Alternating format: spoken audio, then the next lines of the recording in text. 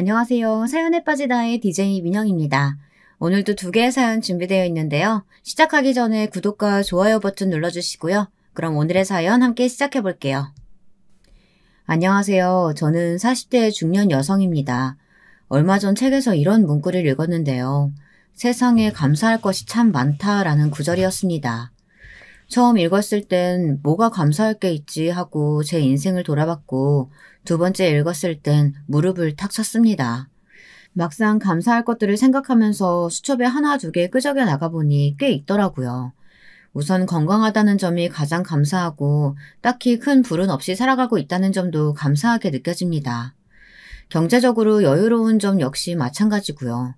지금까지도 이 많은 것들을 누리고 있었으면서 왜 불평불만만 많았지라고 반성도 되더라고요. 그래서 저는 요즘 하루에 한 장씩 감사 일기를 쓰고 있습니다. 쓸 게 없을 것 같아도 하루에 한 장씩 감사 일기를 써 나가다 보면 저절로 삶에 감사하고 좋은 에너지가 들어오는 것 같더라고요. 오늘 사연을 써내려가게 된 이유도 사실 감사 일기를 적다 보니 생각난 이야기인데 여러분들에게 꼭 들려드리면 좋을 것 같았습니다.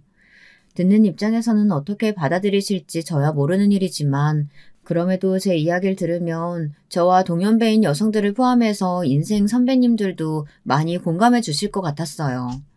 글솜씨는 다소 부족하지만 이렇게 글을 끄적여 보면서 한번 제 마음속 이야기를 시작해 볼게요. 먼저 제 소개를 간략히 하자면 할아버지 때부터 내려오는 가업을 운영하고 있습니다. 흑염소를 기르고 진액으로 만들어 파는 사업인데요. 주로 어르신들이 찾아주시고 온라인에서도 인기가 많아져 나름 경제적으로 탄탄한 부를 이뤘답니다. 물론 여기엔 저뿐만 아니라 저를 도와주는 직원들과 불철주야 열심히 일해주는 남편의 공도 컸고요. 하지만 제게는 결혼 후 저를 너무도 못살게 굴었던 두 사람이 있었습니다. 바로 시어머니와 시어머니보다 가끔은 더 얄미운 동서였습니다. 이 두 사람은 정말이지 한숨이 나올 정도로 저를 괴롭혀댔는데요. 우선 저희 시어머니는 소위 엘리트 대학을 나와 교수직을 잠깐 하셨고요. 자식 교육에 열성이 많으셔서 저희 남편과 아주버님, 서방님까지 모두 유학을 보내셨고요. 반면 시아버지는 시어머니와 달리 그다지 집안엔 별로 관심이 없으시고 밖으로 도시는 분이었습니다. 시아버지를 가감없는 단어들로 한마디로 정리하자면 술 좋아하시고 도박 좋아하시고 여자 좋아하시는 그런 분이었어요. 곱게 자란 시어머니를 낚아채듯 결혼하긴 했지만 막상 결혼 후엔 끊임없이 집 밖을 도신 거죠. 그러니 시아버지와 시어머니는 사이가 그리 좋지 않으셨는데요. 그래서 집안엔 늘 이혼 이야기가 돌았다고 합니다. 남편도 어렸을 적부터 아슬아슬한 부모님의 관계로 인해 형성되는 집안 분위기가 무척이나 무서웠다고 하고요. 그런데 시어머니는 시아버지를 향한 마음이 진심이셨나 봅니다. 시아버지에게 굉장히 많은 상처를 받으셨다고 말하곤 했는데 그래서인지 시아버지에게 받지 못한 사랑을 자식들에게 받으려고 애쓰시는 것처럼 보였어요. 니들이 날 안 보살피면 누가 날 보살피겠니? 내가 다른 건 몰라도 우리 자식들만큼은 정말이지 힘 닿는 대로 키웠어. 그러니 니들이 나를 챙겨야지. 시어머니는 심지어 제가 처음 시어머니를 뵙는 자리에서도 저에 대한 약간의 불만을 드러내셨습니다. 처음에는 환대하는 듯 하더니 갈수록 말의 방향이 이상하게 흐르더라고요. 우리 상철이는 정말 손 가는 데가 없는 애였어. 어릴 적에 얼마나 내가 뭘 좀 해주려고 해도 지가 척척 다 했거든. 그래서 그런지 나는 얘 키울 때가 제일 편했다. 넌 진짜 우리 상철이랑 결혼하게 된 게 정말 복 중에 복이야. 아마 결혼해서 마음도 몸도 편할 게다. 내가 장담할 수 있어. 아, 네. 저도 상철 씨 같은 사람이 배우자가 되어서 행복해요. 그래야지. 그나저나 너는 대학을 어디 나왔다고 했지? 보자마자 제게 너너거리며 반말하는 것도 기분 나빴는데 대학을 물으시더군요. 저는 지방의 4년제 대학을 나왔는데요. 저희 지역에서는 그래도 잘 알려진 대학교였음에도 그 대학교를 말씀드렸더니 거기에 시어머니의 표정이 차가워졌습니다. 공부를 많이 안 했나 보네. 이 한마디를 시작으로 분위기는 점점 무거워졌습니다. 남편은 당시 서울의 유명 대학을 졸업하고 유명 기업의 반도체 연구원으로 재직하고 있었는데요. 아무래도 제가 남편보다 떨어진다고 생각하시는 것 같았습니다. 특히 대학은 좋은 곳을 나와야 한다는 생각이 굳건해 보이셨고요. 제게 직접적으로 뭐라 하진 않으셨지만 사람은 배운 게 많아야 뭘 하든 사람 구실을 한다는 말씀을 하시며 저를 힐끗 보시더군요. 어딘지 저를 돌려가는 느낌이었습니다. 남편은 중간에서 어쩔 줄 모르는 눈치였고요. 일단은 가볍게 차를 한잔하고 자리가 마무리되긴 했지만 남편은 내내 미안했어요. 엄마가 오늘 실수한 거지? 엄마가 교수도 하시고 그래서 그런지 편견 같은 게 있으셔. 나쁜 분은 아닌데 자기 의견이나 생각 말씀하실 때 남들 눈치 안 보고 말씀하시는 편이거든. 말이 세셔. 당신 상처받았다면 미안해. 아니야. 뭐 어머님이 나한테 뭐라고 한 건 아니니까. 근데 날 마음에 안 들어 하시는 것 같긴 하더라. 그게 느껴져서 좀 바늘방석이긴 했어.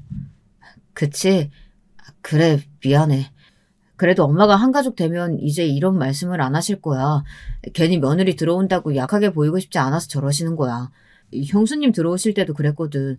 형수님도 서울에 괜찮은 대학교 나왔는데 오늘처럼 그랬어. 저는 이때만 해도 남편의 말을 믿었습니다.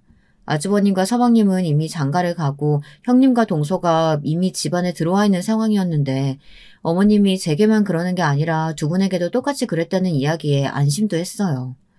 어머님이 본인 입으로 자기는 며느리들과 사이가 아주 좋다고 하셨거든요. 그런데 참 결혼하고 나서야 진실을 알게 되었네요. 시어머니는 일단 형님과 사이가 아주 안 좋은 편이었고 동서만 편애하셨습니다. 동서는 미국의 유명 대학교를 나와 대학원 박사까지 밟은 소위 시어머니와 결이 굉장히 비슷한 사람이었거든요. 신혼여행을 갔다 와 맞이야 첫 명절날 바로 알 수 있겠더라고요. 시어머니가 저와 형님은 계속 일을 시키려고 지시는 반면 동서는 옆에 끼고 계속 세계사니 뭐니 둘이서만 알아들을 수 있는 이야기를 하고 있었고요. 아직도 생각이 나는데요. 그때 정말 몸이 녹아내릴 정도의 일을 하고 난 후 집에 갈 때가 돼서야 형님이 제가 불쌍했는지 저를 불러 일러주시더군요. 동서, 내가 미리 알려주는 건데 우리 시어머니 보통 사람 아니야. 동서도 오늘 봐서 알겠지만 시어머니는 막내 동서만 끼고 이뻐하시고 나나 동서는 아마 거들떠도 안 볼 거야. 집안이라는 사람 정도로 취급하시면 다행이지. 사실 나도 이런 말 결혼식 전에도 알려주고 싶었는데 그건 또 너무 산통 깨는 일 같아서 못했어.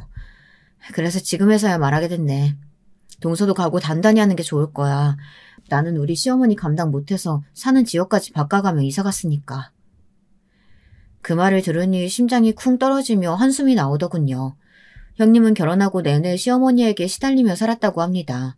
아주버님 직장이 시댁과 가까워서 공교롭게 시댁 근처에 살았었는데 시어머니가 뭐만 했다 하면 형님을 불러 가정부보다 못하게 취급을 하셨다고 합니다.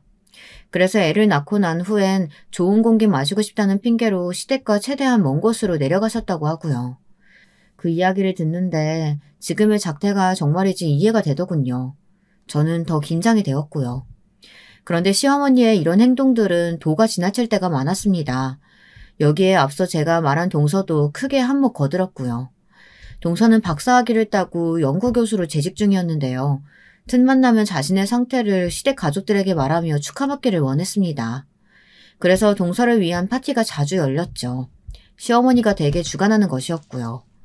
시어머니는 자신과 닮은 동서를 위해 출장 요리사까지 불러가며 잔치를 준비해 주었어요. 그런데 어느 날은 그 전날 밤 제게 전화를 걸어 요리사가 못 오게 되었다며 저보고 새벽부터 일찍 시댁으로 건너오라고 하더군요. 당시 시댁과 저희 집 거리가 2시간이었습니다. 새벽 6시까지 오라고 하시면 저는 새벽 3시에 일어나 준비를 해야 했어요. 솔직히 그건 무리라고 생각했어요. 하지만 일단 처음이자 마지막 부탁이라고 생각하고 들어드리자 생각해 시댁으로 넘어갔습니다. 왔냐? 어여 와서 거들어라. 세상에 내가 우리 막내 아기한테 뽀얀 국물 삼계탕 만들어주려고 잔뜩 기대하고 있었는데 출장 요리사가 갑자기 못 온다고 하지 않니? 아무튼 직업의식이 없어 다들. 에휴, 그래도 네가 있으니 다행이다. 오는데 뭐 어려움은 없었지? 시간이 좀 걸리긴 했네요, 어머님. 제가 강원도에서 오는 거다 보니까. 예, 그까짓 걸로 무슨 시간이 걸렸다고 생색을 내냐? 차 타고 왔을 거 아니야? 버스 타고 온 것도 아니고. 사실 자차로 운전해 오는 것도 피곤한 일이잖아요. 그런데도 시어머니는 저리 말씀하시더군요. 할 말이 없어졌습니다. 그리고 여기에 엎친 데 덮친 격 일이 벌어졌죠. 남편은 시어머니의 말을 듣고 저만 보내기 미안하다며 함께 시댁에 왔는데요. 주차하느라고 조금 늦게 올라온 남편이 문을 열고 들어오자 시어머니가 놀란 얼굴로 역성을 내는 겁니다. 아니 너는 왜 쟤까지 끌고 왔니? 요리하는데 남자가 뭐 필요하다고 쟤까지 꾸역꾸역 데리고 왔어. 엄마 제가 오고 싶어서 온 거예요. 주말이니까 딱히 할 일도 없고요. 저 그냥 옆에서 아무거나 할게요. 됐다. 남자가 무슨 부엌에 들어온다고? 너는 어쩜 이렇게 눈치가 없냐. 아무리 제가 따라온다고 했어도 말리고 집에 있으라고 했었어야지. 가뜩이나 출근하느라 힘든 애를 데리고 여기까지? 생각이 있는 거야 없는 거야? 어머님 저도 일하는데요. 너야 그냥 회사 다니니까 상관없다고 치지만 쟤는 다르잖니. 그냥 몸만 왔다 갔다 하는 회사 다니는 너랑 대기업 다니는 쟤랑 같냐? 순간 눈물이 고일 정도로 너무 섭섭하더라고요.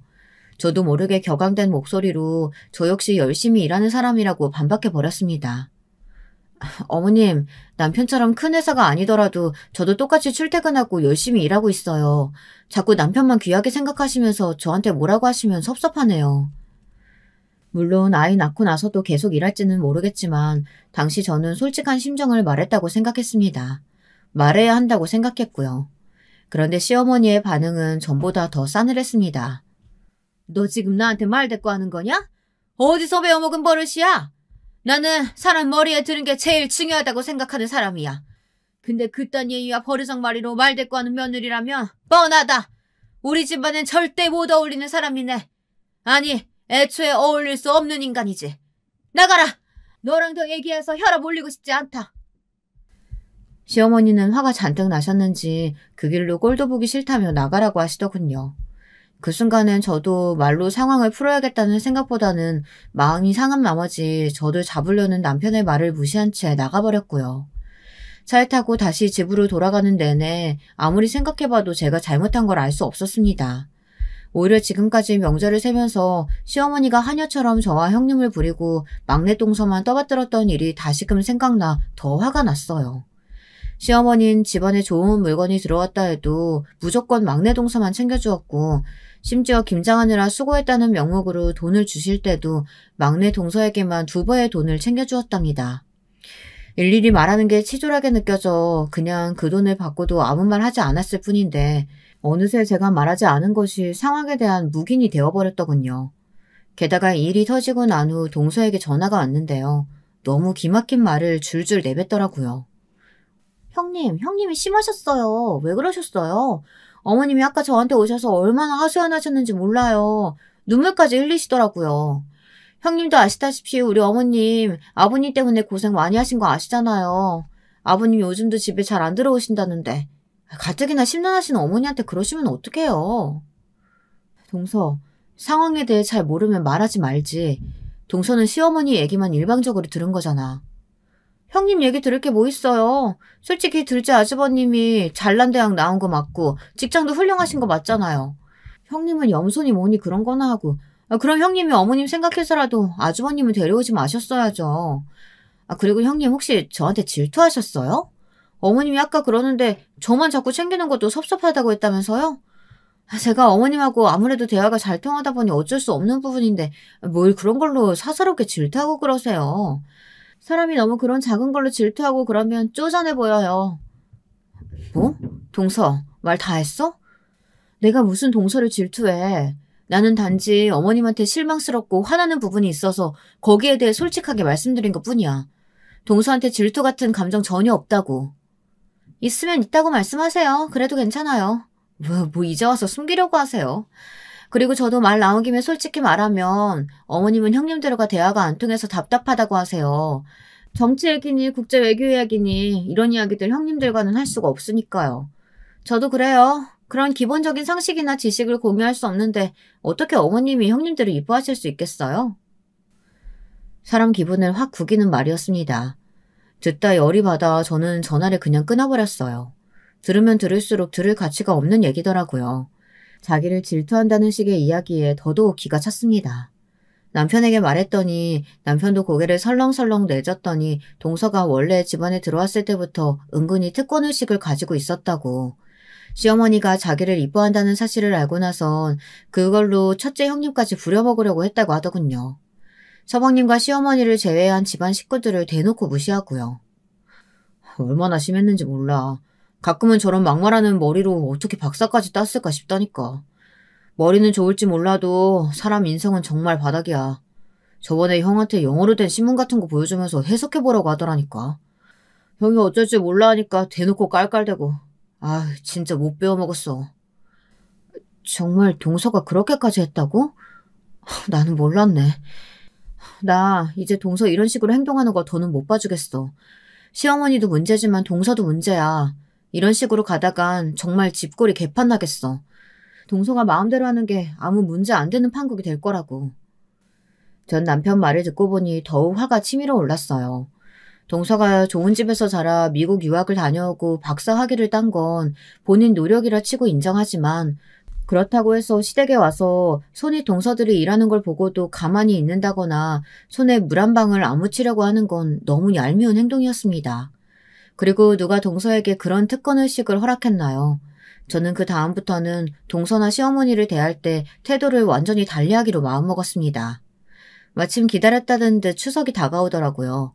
저는 마음을 단단히 먹고 시댁에 갔고 평소처럼 요리를 한 후 동서에게 설거지를 같이 하자고 했어요. 시어머니가 동서를 시키지 말라고 할 줄 알았지만 알면서도 무조건 같이 해달라고 말했어요. 그랬더니 동서 반응은 가관이었죠. 어머, 형님 지금 저 시키려는 거예요? 제가 왜 이런 잡일을 해야 돼요? 잡일이라는 말에 기가 찼습니다. 그럼 지금까지 그 잡일들을 아무렇지 않게 저와 큰형님에게 시켰다는 말이지 않습니까? 큰형님도 동서의 말을 옆에서 듣더니 상당히 기분 나빠하셨습니다. 하지만 습관처럼 큰형님은 아무 말씀 못하고 애꿎은 손걸레만 쥐어뜯고 계시더라고요. 시어머니는 여기서 또 나서셨습니다. 얘, 너 지금 누구 잡는 거냐? 설마 네 동서 잡는 거야? 얘는 귀한 앤데 너 무슨 생각으로 그런 일 시키려고 드는 거야? 사람이라고 다 같은 사람이 아니야. 돼지도 등급이 있는데 네가 얘랑 같은 등급이라고 설마 생각하는 건 아니지? 우리 집안에도 엄연히 신분이 있고 체계가 있다. 그 설거지 같은 잡일은 네가 해. 나랑 대화 통하는 사람은 얘밖에 없으니까 난 우리 둘째 며느리 필요해. 아가야, 얼른 와라. 기분 많이 상했지? 네, 어머님 제 마음 알아주셔서 감사해요. 저 정말 형님 무서워서 못 살겠어요. 진짜 이때 정말 돌아버리는 줄 알았습니다. 역시나 지금껏 가만히 있던 남편도 열받았는지 시어머니한테 나서서 할 말을 하더군요. 설거지하는 사람 따로 있고 어지르는 사람 따로 있냐며 지금 자기 와이프를 무시하는 거냐면서요. 그러자 시어머니는 사색이 되어서는 망치로 얼굴을 맞은 듯한 표정이 되더군요. 자신이 지금껏 그렇게 손 하나 안 대고 귀하게 키웠던 아들인데 그런 아들이 저렇게 꼬박꼬박 할 말 다 하며 제 편을 드는 것이 그렇게 충격이었나 봅니다. 아니, 너 엄마한테 어떻게 그렇게 말할 수가 있냐? 아니, 너 장가 갔다고 이제 완전히 저 집 사람 된 거야? 쟤한테 무슨 정신세뇌라도 당한 거냐고? 그게 아니면 착하고 순하던 네가 어쩜 이럴 수가 있어? 남편 복도 없는 내가 자식 복까지 없을 줄이야. 시어머니의 눈물바람은 그날 밤새도록 이어졌습니다. 남편은 옆에서 쩔쩔매고 있었고요. 그 광경을 가만히 바라보고 있는데 너무 우습더라고요. 한편으로 시어머니에게 어쩌지 못하는 남편이 답답하기도 했고요. 게다가 동서는 계속해서 제 말이 너무 심하다며 시어머니한테 대든다는 식으로 거드는데 너무 꼴보기 싫더라고요. 저는 어떻게든 남편을 집으로 데려가야겠다는 생각에 일단은 남편의 팔을 붙잡고 일어섰습니다. 그런데 그걸 시어머니가 또 가로막으며 저를 세상에 더 없는 불려시로 몰아가더군요. 너 때문이다, 이년아. 내 아들 변한 건 다 네 때문이야. 겨우 지방 4년제 대학 졸업에 이상한 사업이나 하는 친정 등에 없고 시집온 주제에 머리가 비었으면 눈치라도 있던지 아님 시어머니 모시는 정성이라도 있어야지.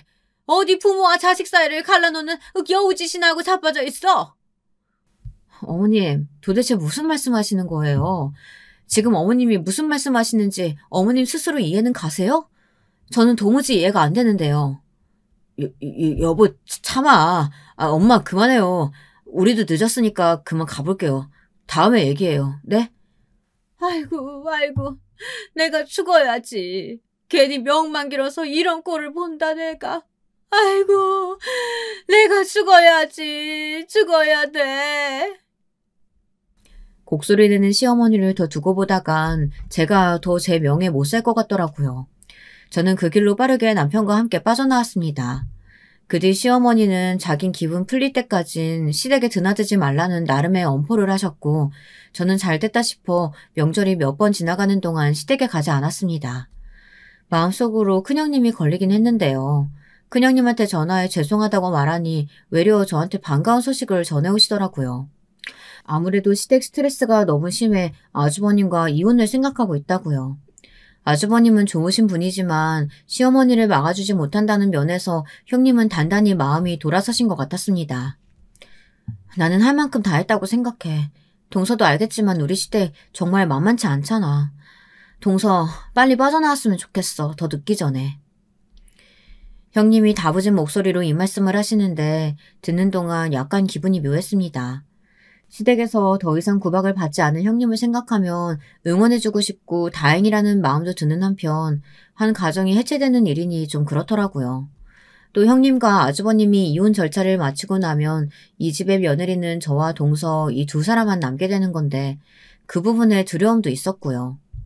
그런데 시어머니는 자신 때문에 형님이 이혼을 결심했다는 걸 아시는지 모르시는지 여전했습니다. 저한테 가끔 문자로 아직도 반성을 안 했냐 하는 식의 문자를 보내는 걸 보면요. 그리고 그럴수록 남편은 남편대로 자기 엄마에게 실망했다며 걸려오는 전화도 받지 않았어요. 그러던 어느 날 시어머니가 먼저 한복 선언을 해오셨습니다. 그래, 내가 미안해.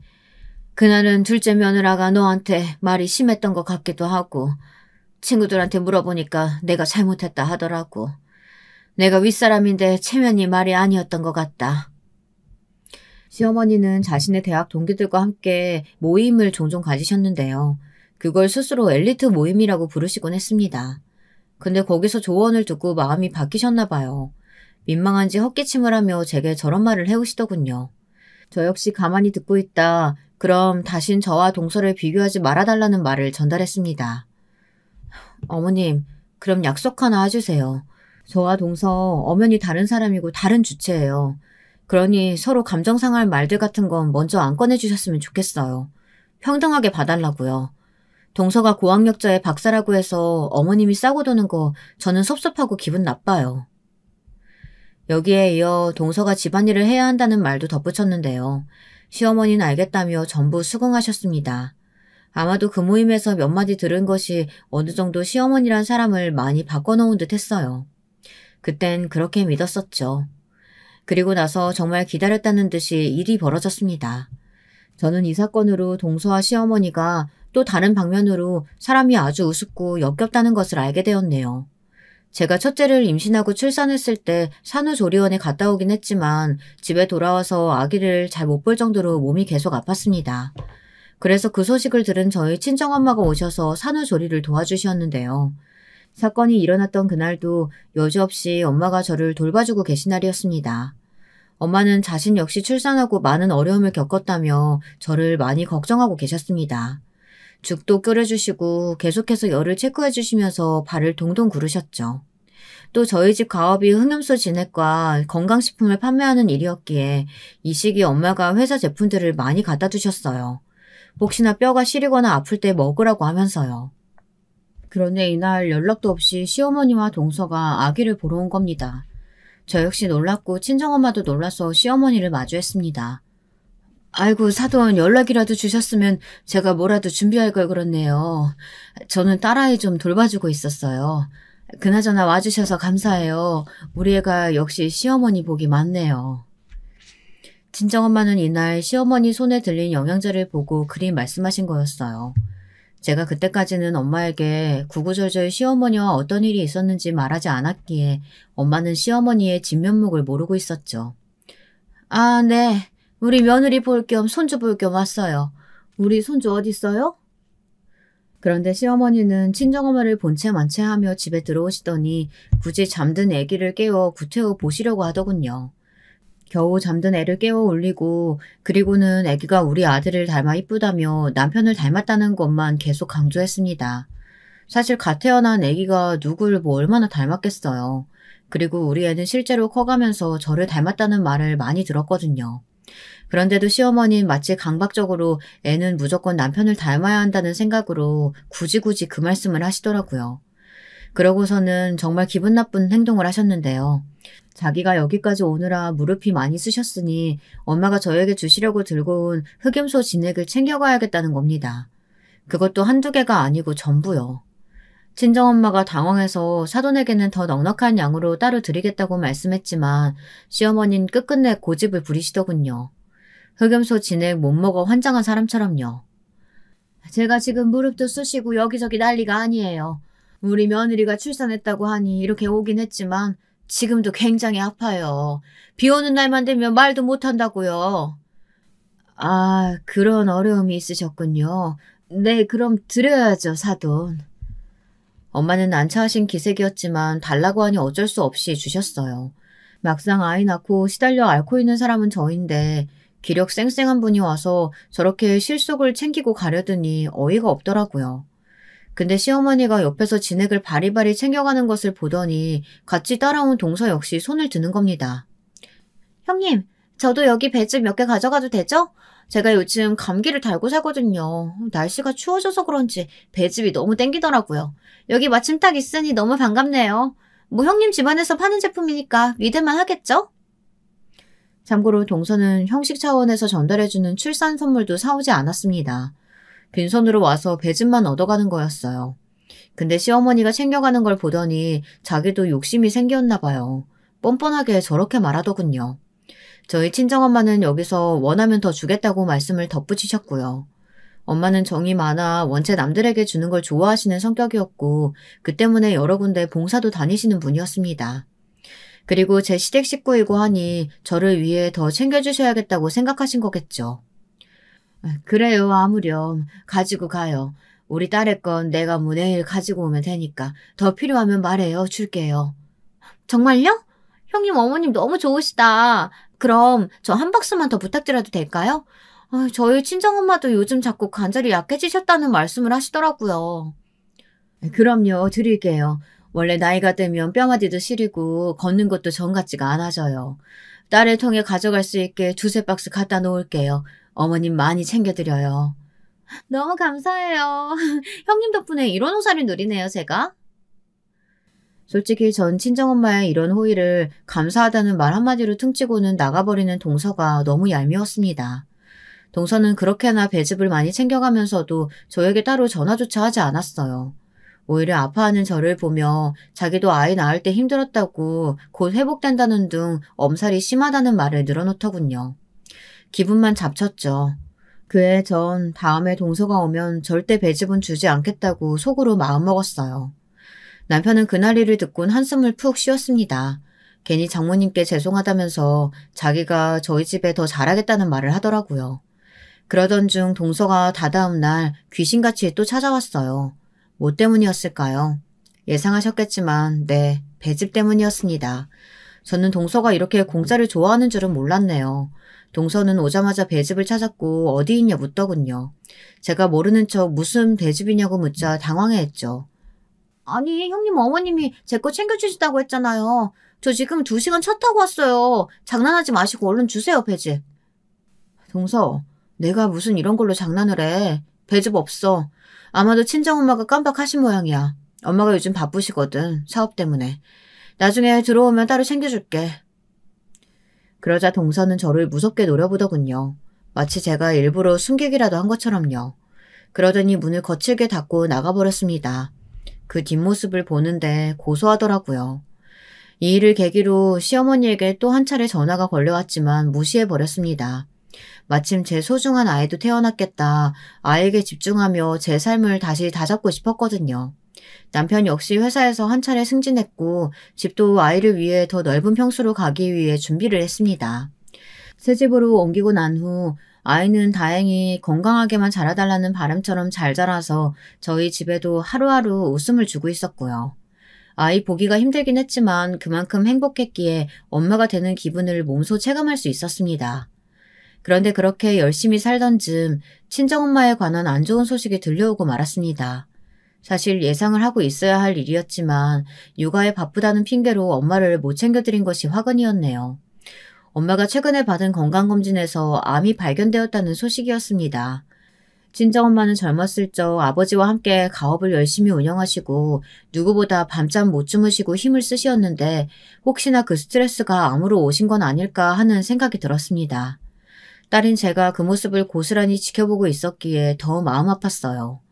저희 집은 딸만 둘인데 언니도 이 소식을 듣더니 눈물바람으로 저에게 와선 엄마가 너무 고생해서 그런 것 같다며 한참을 울더군요. 언니도 죄책감을 많이 느끼는 것 같았습니다. 저는 일단 되는 대로 좋은 병원에 엄마를 입원시키고 수술을 받게 해드렸어요. 엄마의 암은 진행이 상당히 된 상태라 그 누구도 생존율을 장담할 수 없었고 그래서 불안했죠. 언니, 우리 엄마 괜찮겠지? 나 어제 너무 걱정돼서 한숨도 못 자고 밤새 엉엉 울었어. 정말 괜찮겠지? 그럼 당연하지, 이 기집애야. 우리 미리 사서 걱정하지 말고 옆에서 기운나는 말들만 해드리자. 엄마 강하신 분이잖아. 알겠어. 언니의 말대로 저희 친정엄마는 정말 강한 분이셨습니다. 사업이 한창 잘 되다가 살짝 미끄러져 갈 위기에 처했을 때도 저희 엄마만이 덤덤하게 상황을 헤아리고 해결해 나가셨죠. 엄마가 없었다면 저희 집 가업도 함께 위기였을 것이고 종래는 무너졌을지도 모릅니다. 그런 엄마이니 저는 부디 얼른 쾌유하길 엄마가 다시 건강한 모습으로 돌아오길 바라고 바라며 옆에서 지극정성 간호를 했어요. 그러면서 이때 아이를 돌보는 건 남편이 많이 도와주었는데요. 남편은 당시 이직을 준비 중이라 집에서 쉬고 있었어요. 엄마가 아프다고 하자 자신이 그럼 아이를 볼 테니 신경 쓰지 말고 엄마 병간호에 집중하라고 하더군요. 이 시기 전 남편이 정말 든든했습니다. 그리고 남편의 말대로 아이는 걱정하지 않으며 엄마에게만 신경 쓸 수 있었죠. 엄마는 자신 때문에 아이를 혼자 두는 것 아니냐며 걱정하셨어요. 아이고, 나 때문에 너 괜히 여기 와서 생고생하고 있는 거 아냐? 나 아픈 게 뭐 대수라고 여기까지 와서 병간호를 하고 있어. 참. 엄마는 내 산후조리도 해주고 나 힘들 때 옆에서 가장 많이 챙겨주고 돌봐준 사람이잖아. 근데 내가 엄마한테 이 정도도 못해줘? 당연한 거 하는 거니까 그런 걱정이랑 말고 좋은 생각만 해. 나을 생각 같은 거. 알겠지? 그리고 남편이 아이는 집에서 많이 챙겨주고 있어. 그래? 아이고, 우리 사위 든든하네, 든든해. 내가 낳으면 정말 크게 감사 표시라도 해야겠다. 친정엄마는 아프신 와중에도 남편이 기특하다며 고마워하셨어요. 꼭 나와서 밥이라도 사주고 싶다고 그런 말씀을 하셨죠. 저희 가족이 모두 한데 모여 기도를 한 덕분인지 생존율이 낮던 엄마의 암은 점점 치유가 되기 시작했습니다. 엄마는 항암 치료를 이겨내셨고 더더욱 꾸준히 좋아지는 상태를 보여주셨어요. 저와 언니 아빠는 엄마를 보면서 그제야 조마조마한 마음을 덜어낼 수 있었죠. 저도 아이 돌보기에 더 집중할 수 있었고요. 그런데 여기서 일이 터진 겁니다. 제겐 왜 그리 많은 삶의 질곡들이 존재했는지, 왜 그래야만 했는지 이해할 수가 없네요. 제가 친정엄마의 간호를 하는 동안 시어머니가 몇 번 저희 집에 드나지셨나 봅니다. 남편 밥을 챙겨주러 오신 건데 올 때마다 집안일이며 뭐며 잘 안 되어 있는 모습을 보고 한숨을 푹 쉬었다고 해요. 그러면서 남편에게 제가 도대체 저희 친정엄마에게 언제까지 매달려야 하냐고 물었다고 하네요. 아니, 솔직히 말해 걔 엄마가 아픈 건 나도 안타깝게 생각하지. 나한테 집도 챙겨준 양반인데. 근데 아니 그렇다고 해서 며느리가 굳이 병문안도 아니고 매일 거기 병실에 틀어박혀 효녀심청 노릇한다는 게 말이나 되니? 그것도 남편 밥이며 살림이며 다 내팽개치고? 나는 이해가 안 된다. 우리 때는 상상도 못할 일이었다고. 예, 너 걔한테 전화해서 당장 집으로 들어오라고 해라. 안 그러면 이혼이라고 똑부러지게 말을 하라고. 아, 엄마 어떻게 그래요. 장모님이 얼마나 저한테 잘해주셨는데. 엄마, 장모님 지금 정말 심각하시대요. 뭐 그냥 와이프랑 시간 갖게 두세요. 제발요.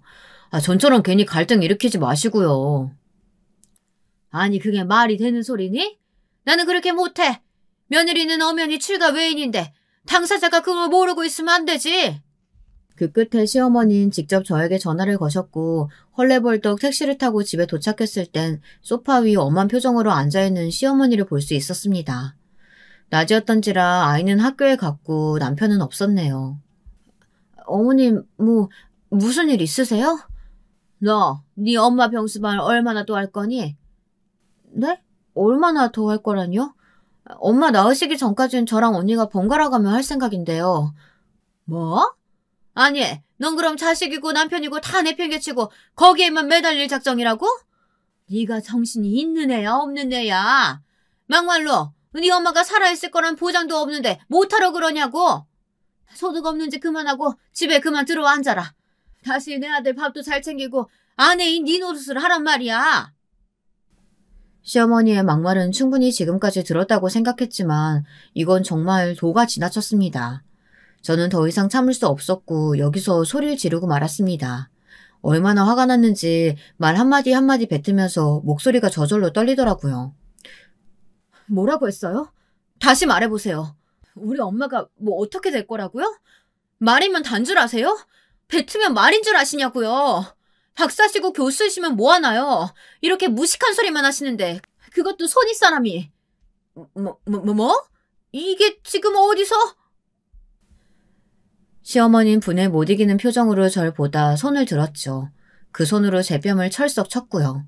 저도 여기서 가만히 있고 싶지 않아 뺨을 맞자마자 바로 경찰에 신고하겠다고 나섰고 집안은 거의 완전히 개판이 되었습니다. 제가 경찰에 신고하겠다고 전화기를 들자 시어머니는 저를 가로막았고 그 사이에서 한바탕 몸싸움이 일어났습니다. 시어머니는 제 머리채를 잡았고 머리칼이 우두둑 뜯기는 기분이 들었습니다.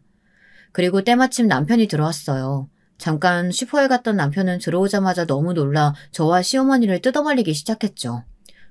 무슨 일이야? 아니 엄마, 이 사람 머리채를 왜 잡고 있는 거예요? 좀 놔요. 참 엄마. 내 오늘 이녀 버릇을 아주 당장 고쳐놓을 거야.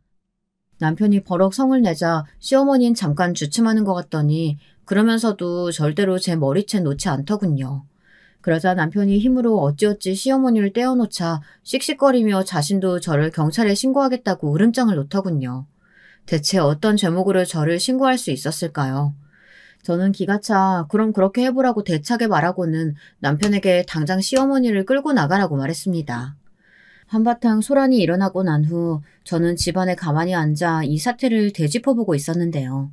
제가 정말 계속해서 이 사람과 살아야 할지 모르겠더라고요. 결혼이 집안과 집안의 결합이라는 말이 피부로 와닿았고요. 시어머니의 말과 행동 중 그 어느 것도 이해되는 게 없었습니다. 너무 화가 나고 속상해서 그런지 눈물이 줄줄 흐르더군요. 때마침 언니에게서 전화가 걸려왔고 저는 언니에게 엉엉 울며 지금 있었던 일을 다 털어놓게 되었어요. 언니, 나 정말 우리 시어머니 때문에 못 살겠어. 그냥 이혼하고 다 때려치고 싶어. 지금 우리 애 학교 갈 시간이어서 다행이지. 애가 봤으면 무슨 생각을 했겠어. 정말 내가 해서는 안 될 결혼을 한 것 같아. 어머, 니네 시어머니 그럴 줄 알았다니까. 세상에, 아니 그런 시어머니가 어딨니? 내가 다 기가 찬다. 너 일단 우리 집으로 와. 짐 싸서 애기만 데리고 이쪽으로. 응?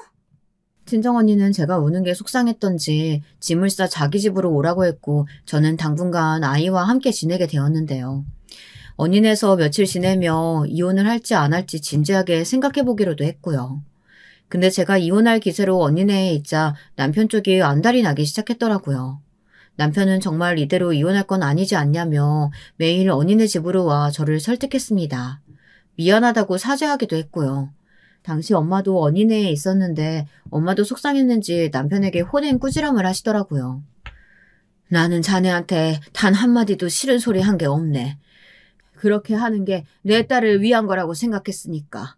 근데 어쩜 이런 일을 새끼게 할 수가 있나? 나는 내 딸이 시어머니한테 뺨을 맞을 거라고 꿈에도 생각해 본 적이 없어. 정말 너무 속상하네. 죄송합니다, 장모님. 남편이야 계속해서 죄송하다는 말을 주워거렸죠. 그러다 제가 집으로 돌아간 계기는 아이 때문이었습니다. 아이가 계속 남편과 있는 그 집으로 돌아가고 싶다고 보챈 것이었어요. 아이를 생각하면 아직은 결혼 상태를 유지해야 아이한테 더 좋을 거라고 생각이 들었습니다. 남편이 아이 보육을 잘해주기도 했고 그래서 아이가 남편을 잘 따르고 좋아했거든요. 엄마, 나 아빠랑 같이 있고 싶은데. 라는 말을 하루에도 12번씩 하니 머리가 깨질 듯 아프다가도 마음이 다시 결혼을 유지하는 쪽으로 기울어져 버렸어요. 대신 남편에게 약속을 받아내야 했죠. 당신 그럼 나랑 약속 하나 하자. 당신도 나도 우리 섬으로 내려가. 어머님 함부로 우리 집 못 내려오시게 먼 곳으로 가자. 당신 예전부터 제주도에 살고 싶어 했잖아. 나도 그렇고. 우리 거기서 자리 잡고 살아보자. 제주도? 제주도면 너무 멀지 않아? 우리 먹고 살기에도. 나도 내가 왜 이러는지 모르겠지만 그냥 지금은 어디로든 떠나고 싶어. 여기 사는 게 너무 징글징글해. 그때 저는 조금 갑작스럽지만 제주도 여행을 고려했습니다. 그저 어디로든 훌쩍 떠나고 싶었고 아무도 저와 우리 가족을 모르는 곳으로 가고 싶더군요. 옛 기억들을 지우고 새로운 인생을 출발하고 싶다는 마음도 있었던 것 같습니다. 남편은 현실적인 부분들을 걱정하긴 했지만 저와 이혼하지 않기 위해 알겠다고 말하며 제 제안을 받아들였습니다.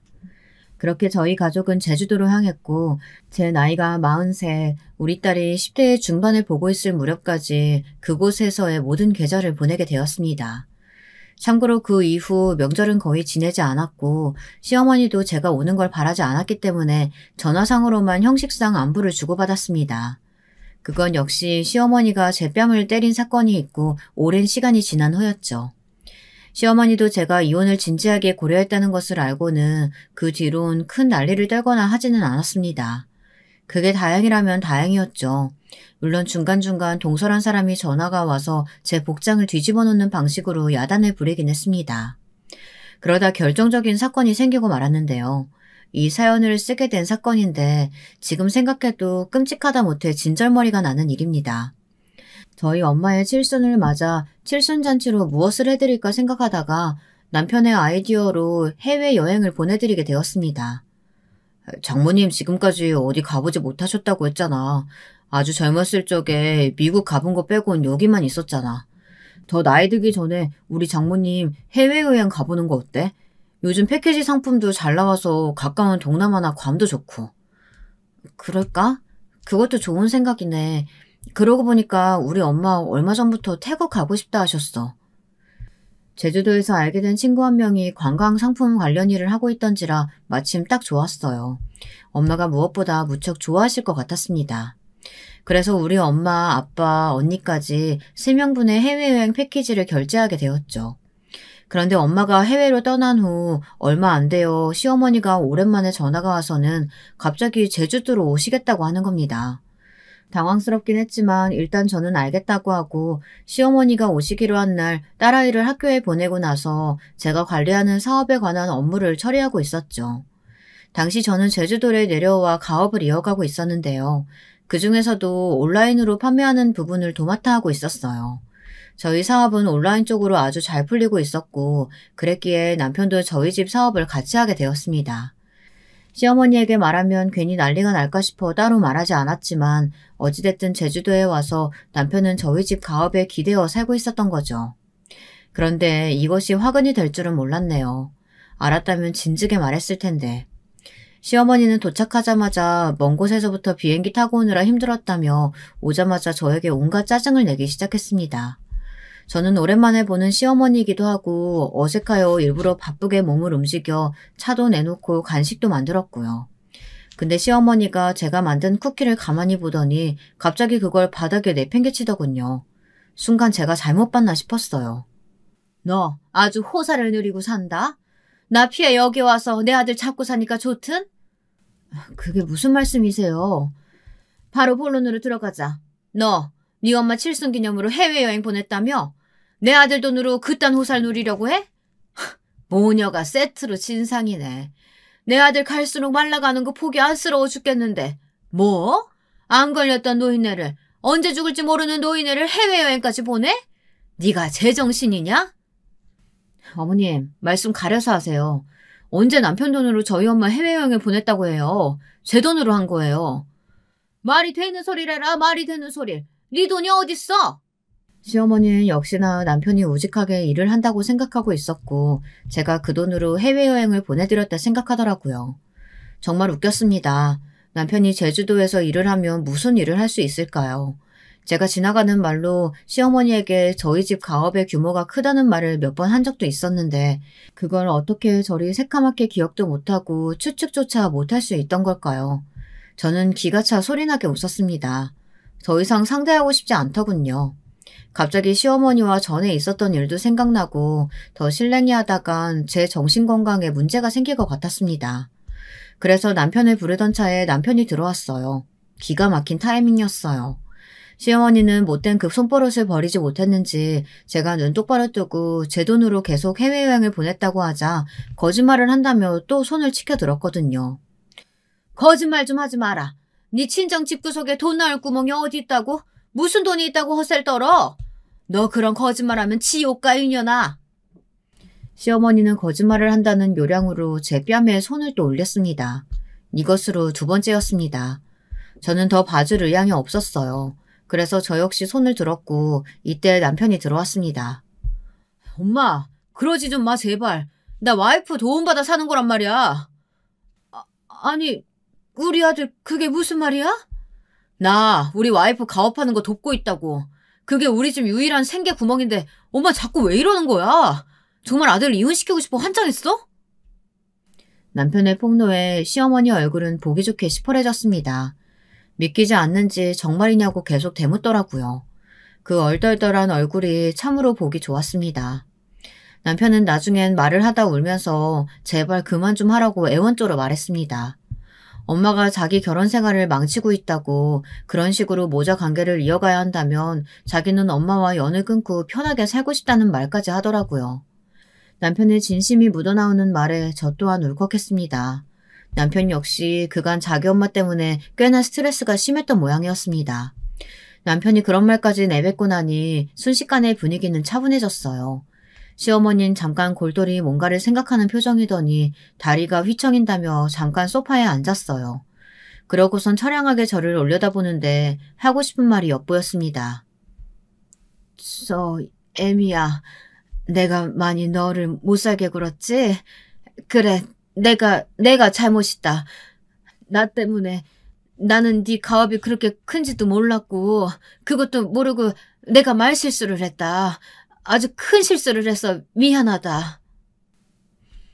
시어머니는 그 한마디를 남기곤 똑같이 처량하게 일어나 비틀거리며 집 밖으로 나갔습니다. 솔직히 마음 같아서는 뒤돌아가는 시어머니 뒷모습에 침이라도 뱉어주고 싶었지만 그러진 않았습니다. 다만 시어머니가 걸어오는 전화엔 다소 확실한 태도로 차단해버렸어요. 네, 어머님. 제 뺨 때린 건 절대 용서할 수 없고요. 그러니 사과든 뭐든 하지 마세요. 받아줄 마음 없으니까요. 아드님이요? 아드님과는 계속 살지 어떻게 할지 생각 중이네요. 시어머니는 제 반응에 무척 안절부절하며 미안하다는 말만 계속 되풀이하고 있었습니다. 요즘 저와 시어머니 관계는 그러하네요.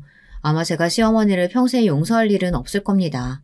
미워하는 마음은 독이 든 성배와 같다고 하는데 글쎄요. 사람에 따라 다르지 않을까요? 남편은 시어머니와 평생 안 보고 살겠다 했고 저는 그 말을 떠나 남편과 앞으로 어떻게 할지 이혼을 할지 말지 생각 중입니다. 여러분은 어떻게 생각하시나요? 안녕하세요. 벌써 내년이면 제 나이도 74시 되네요. 언제 이렇게까지 살아올 줄 알았겠어요. 다들 그렇지 않나요? 바쁘게 자식 키우면서 살다 보니 그냥 훌쩍 그렇게 나이를 먹게 된 듯하여 생각이 늘상 많아지는 것 같아요. 그런데 제가 지금부터 하는 얘기는 왠지 좀 두렵게 느껴지기도 합니다. 지금 절 괴롭히는 것은 자식이고 결국 자식 욕을 하려면 부모인 저부터가 제 얼굴에 침 뱉기가 아니겠어요. 그래서 몇 번이나 망설였지만 달리 방도가 없어요.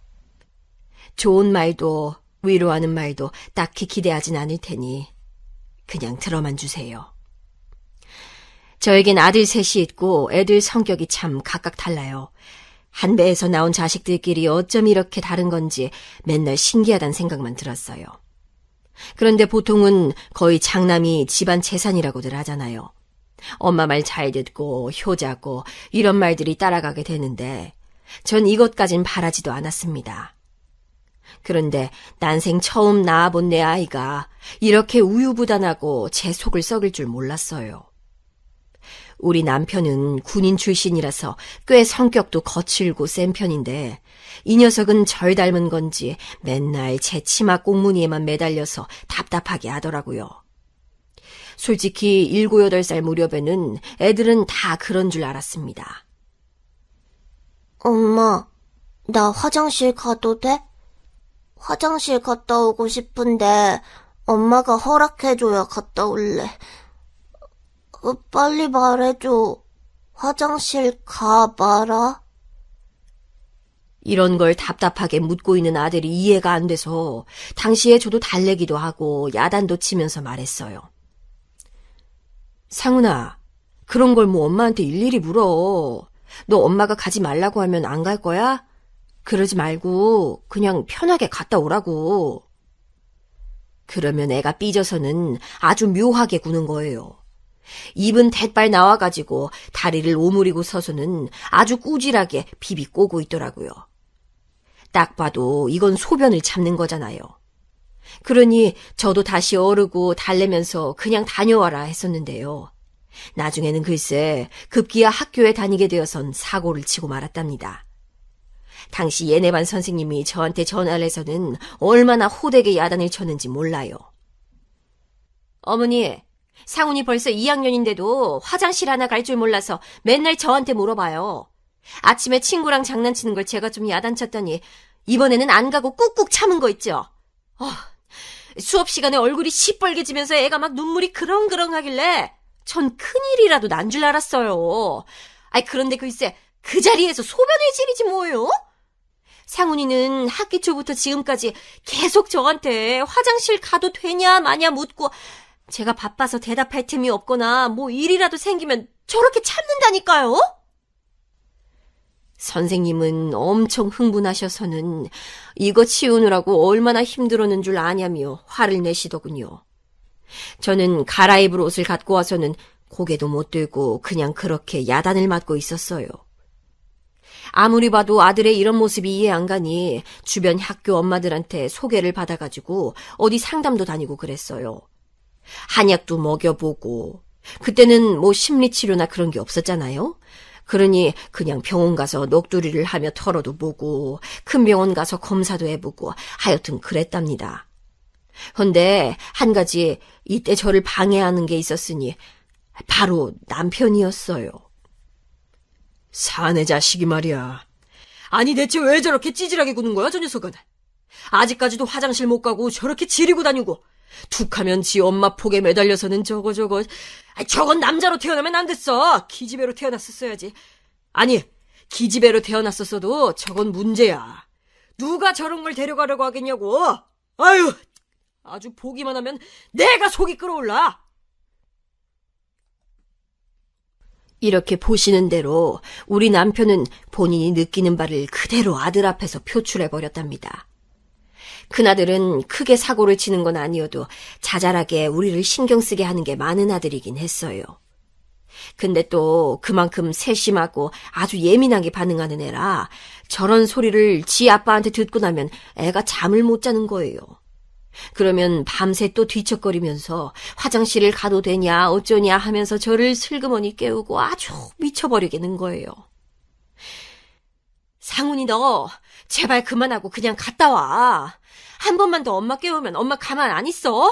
회초리로 때릴 거야. 이때는 저도 낮에 애 문제로 남편이랑 싸운 데다가 한창 뛰노는 아들들 돌보느라 지쳐 있었어요. 겨우 잠든 저를 그 새벽에 또 깨워가지고 묻고 있는 아들놈을 보니까 부하가 치밀었던 거고요.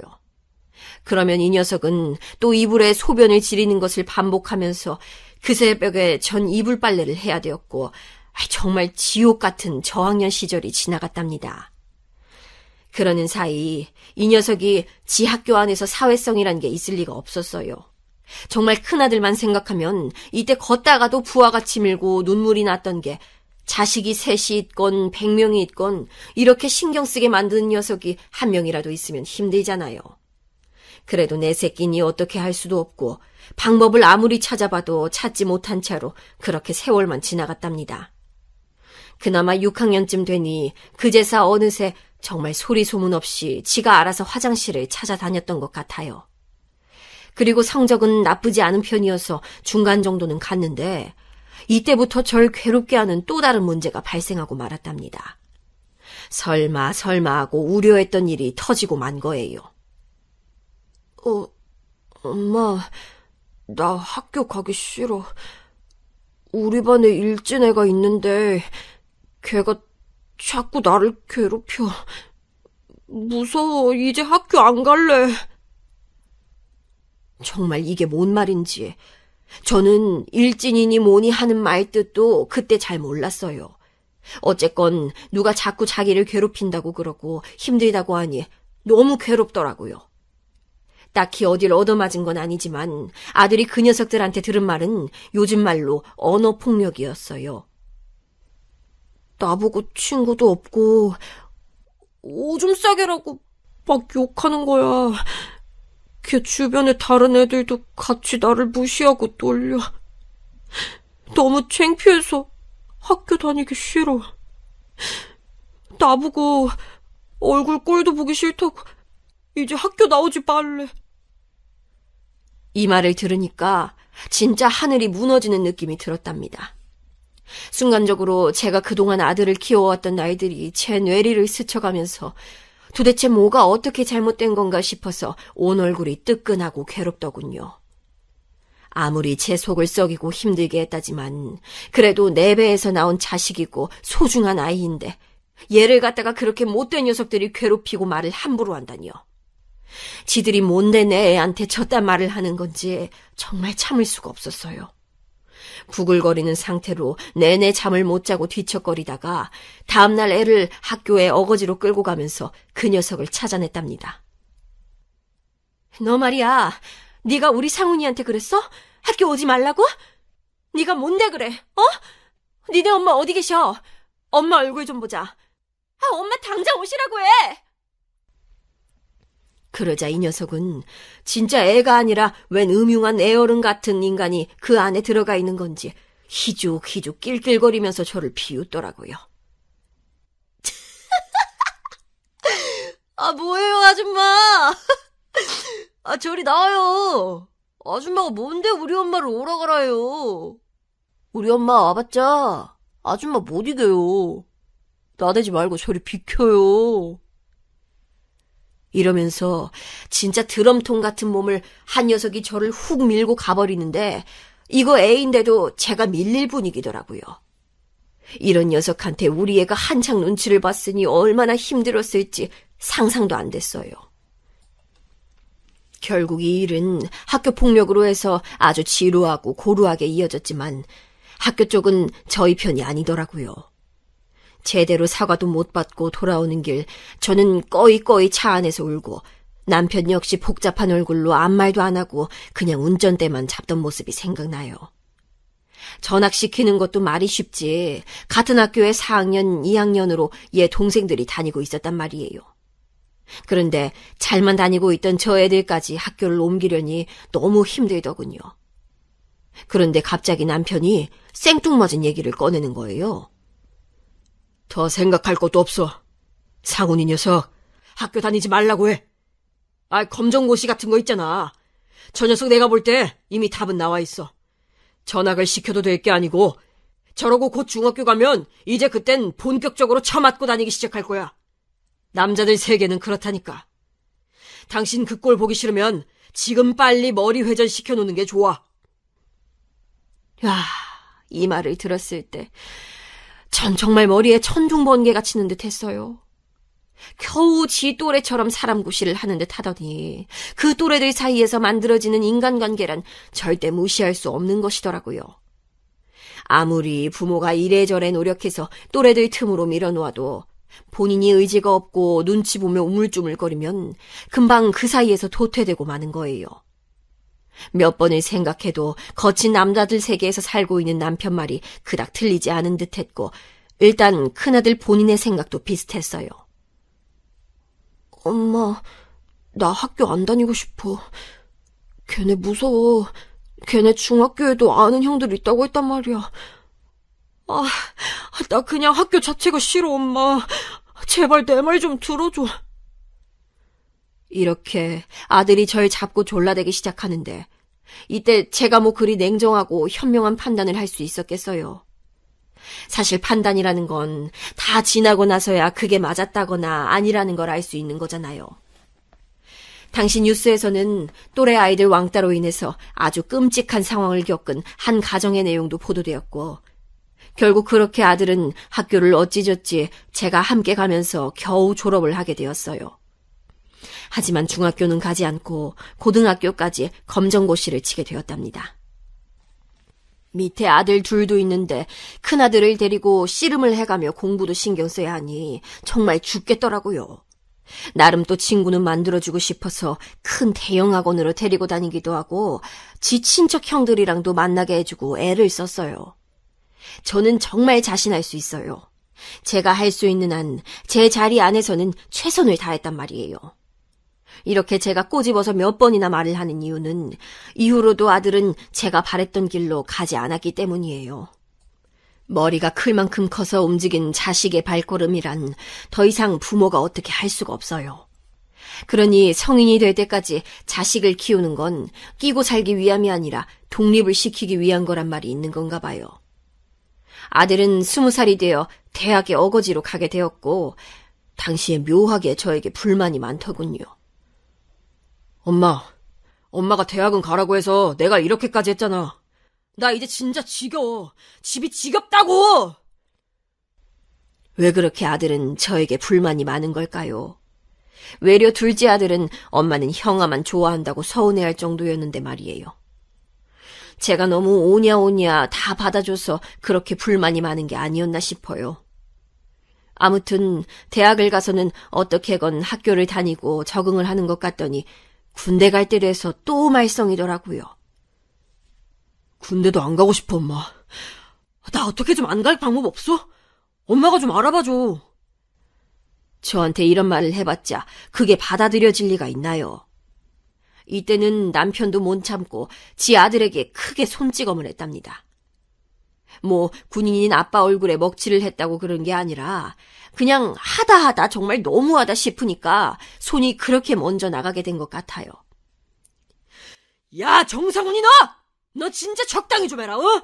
네 엄마가 너한테 뭘 그렇게 잘못을 했냐? 엄마 없으면 어찌 살려고 그래? 엄마 죽으면 따라 죽을 거야? 이 못난 녀석 같은 이라고! 그렇게 흠씬 얻어맞은 아들은 원망스러운 얼굴로 제 아빠를 바라보더니 한동안은 군대 이야기를 안 했어요. 하지만 최대한 미룰 만큼 미루고 버티다가 지 동생들보다 늦게 군대를 갔답니다.